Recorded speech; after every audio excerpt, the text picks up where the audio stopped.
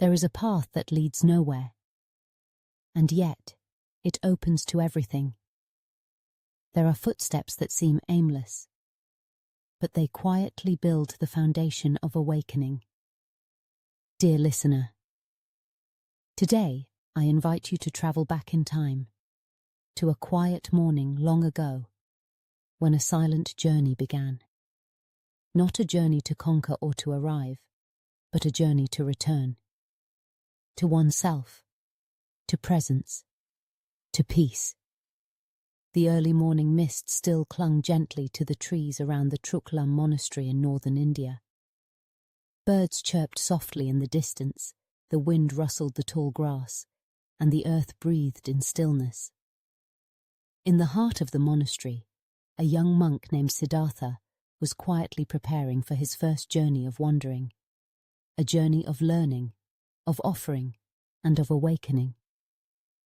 He carried almost nothing: a single robe, a begging bowl, and a heart filled with compassion. After years of practicing meditation and studying the Dharma, the time had come for him to leave the safety of the monastery and walk into the world, to learn from life itself and to offer peace to those suffering. As he folded his robe, a small figure appeared. It was Rāhula, a young novice, only 8 years old. His eyes sparkled with youthful innocence and deep determination. Though Rāhula was the son of Siddhartha, he had not been raised by his father. Siddhartha had left the royal palace to seek truth before Rāhula was even old enough to speak. Now, as a novice monk himself, Rāhula approached with reverence and hope in his voice. "Master," he said softly, "may I go with you? I want to walk with you, to beg for food, and to learn the path." Siddhartha paused.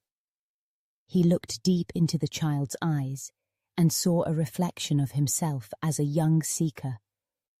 The same yearning for truth, the same fire of compassion. "You wish to come," he replied gently. "But do you know why we walk?" Rāhula thought for a moment, then answered, "To learn, to understand, and to help others, like you." Siddhartha smiled quietly, but then he leaned closer and said, "We do not walk to reach a destination. We walk to come home, to ourselves, to the present moment.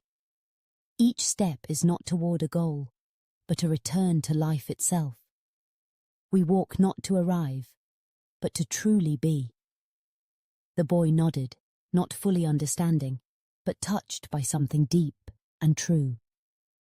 The next morning, while the world was still waking, the two of them stepped quietly out of the monastery.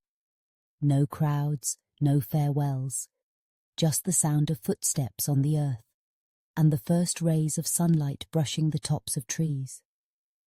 They walked barefoot, slowly, mindfully. Each step was like a soft kiss upon the ground, not rushing, not drifting, just walking.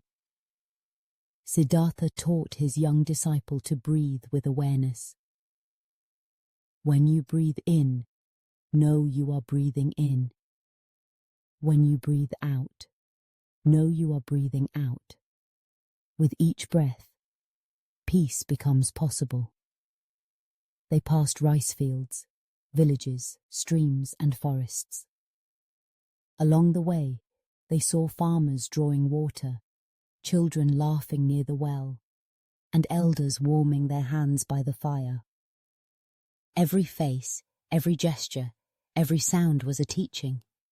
The world itself became the sutra. When they needed to rest, they sat in silence under a tree. When hungry, they walked with their bowls to receive offerings in quiet gratitude.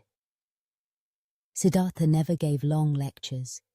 His presence was his teaching, and that presence was deep, calm, and full of understanding. There were times when Rāhula grew tired. His feet ached, his belly growled, but he did not complain.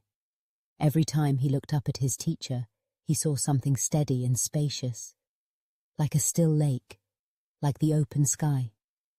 To walk in mindfulness, Siddhartha said, is to already walk in the footsteps of the Buddha. Dear friend, the path that young Siddhartha and Rāhula walked is not a relic of history. It is alive, and it is available to us right now. We too walk every day, from home to work, from one task to another. But how often do we walk just to arrive, just to finish, just to get somewhere? What if we walked differently?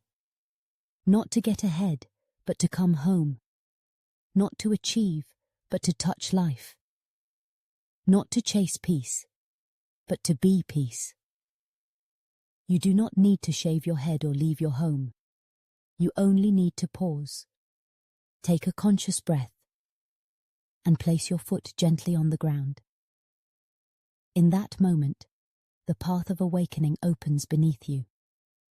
Each mindful step is a return to yourself, to your breath, to the miracle of now. The journey, as the Buddha taught, is not in the future. It begins exactly where you are. If this story brought a little stillness to your heart, I invite you to carry it gently into your day. And if you'd like to continue walking this path with us, stay close to Mindful Sanctuary.